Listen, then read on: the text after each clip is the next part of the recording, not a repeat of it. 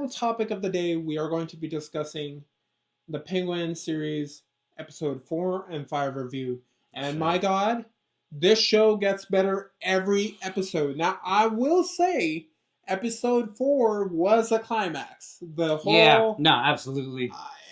I think mind blowing. Episode 4 was a climax. Yeah. Not saying episode 5 wasn't good.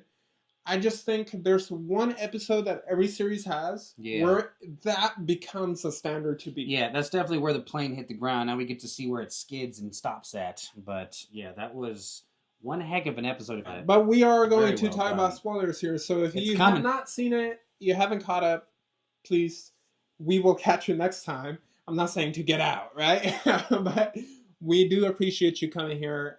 We will go ahead and we hope to see you in the next episode. But if you are still here, then that means you are caught up on this with us and you are ready to talk about some of the spoilers. So, episode 4, whatever feeling you had towards Sophia, you're on her team now, right? Like, she was just an innocent person who was forced to turn into a villain.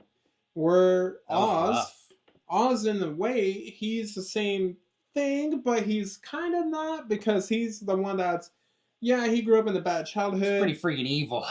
but what he did to reach the top is pretty bad. And creating Sophia Falcone is one of the things I think he regrets, right? Because she is crazy. She's a monster. She's a monster, but rightfully so, because that was rough to watch. And then in episode 5, where now she is, at the end of episode 4, she kills the whole Falcone family. Gasses them to death.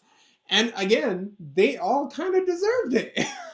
Can't say they were good people. And they made her who she is, and then everybody was on their train. And then if you didn't, kind of like me, where I was like, I can't understand how Oz is the criminal he is. I can't feel bad, episode 5, no, I don't feel bad for him. The directors are really good at doing that.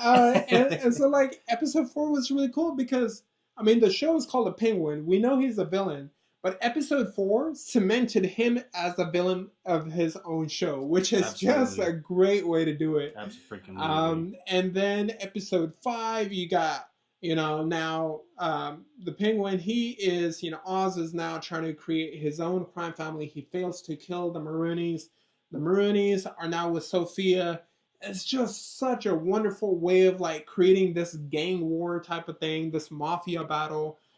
Just building up a universe you just want to keep getting more of. And I think we only have one more episode left, so that's kind of sad. Oh, that is. I did not know that. I think so. I could be wrong about that, but I think it's such a beautiful mix of the Soprano and Batman universe style that it just... I love that this director was able to take us into the lower depth of the gutters that is Gotham and show us every bit of this. And I appreciate it. And show us the aftermath of how bad Gotham is now after the flooding in the movie. I know. I love that Victor had actually went back around the same apartments where he once lived to bring Oz's mother for safety, supposedly. And you can really tell Victor is vested into this. Almost to the point where it scares me a little bit. He just totally turned. Yeah, and the cool thing is, like, the past 3 episodes, I've noticed episode 3 was the birth of Victor the criminal. Right. You saw him make his choice, cement himself as a full-on villain for Oz. Yeah. Episode 4 showed you the full-on villainy of Sophia, that by the end of the episode, she is now a full-on evil mastermind, right? She didn't want to be this, but she's forced to, and now she's living up to the name, the Hangman. And then episode 5...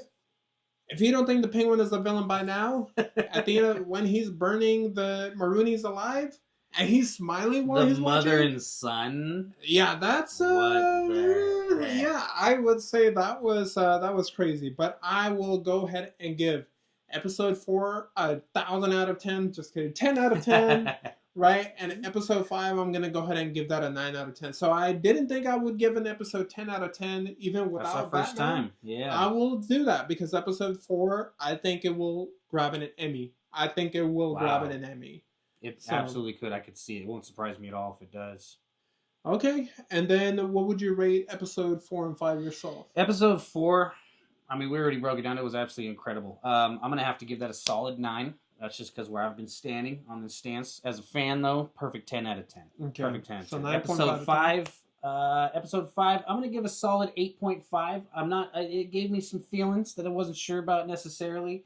But as a fan, it was crisp. It was beautiful. Solid 9.5 for him. So. Yeah, and if I didn't already, I think episode 5, 9 out of 10 altogether. I'll give 9 out of 10 as a fan, 9 out of 10 as a critic, 9 out of 10 overall. So I think it was great. Yeah.